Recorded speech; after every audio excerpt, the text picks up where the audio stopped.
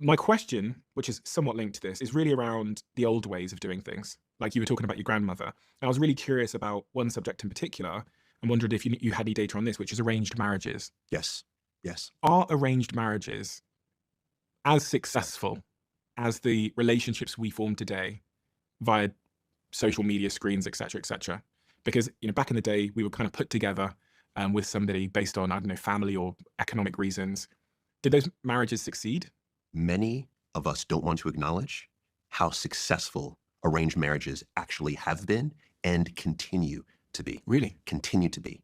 But we have to look at the why, right? Now, when people hear this, they immediately say, oh, well, what about all the abuse and the dissatisfaction that happens in these relationships?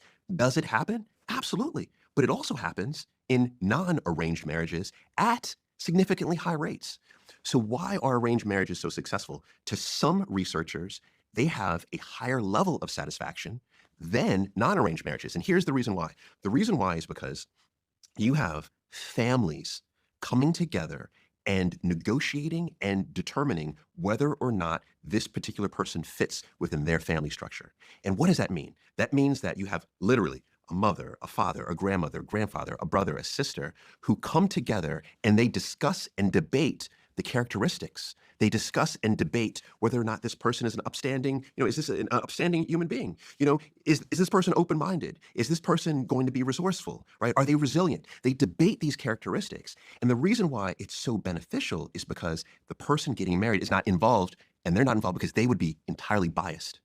What happens today is incredibly dangerous. What happens today is when we meet someone, we typically do not involve any friends and family. We are already infatuated with the person, so we're obsessed with them. Therefore, we can't even determine whether or not they have any of the traits that we want. We are living through our own trauma, and we're not even selecting them. Typically, they are selecting us. So we end up sliding, if you will, into a relationship that was never right for us to begin with. Whereas in arranged marriages, you have a true debate happening around whether or not someone will fit within that, within the life of that individual. Another example.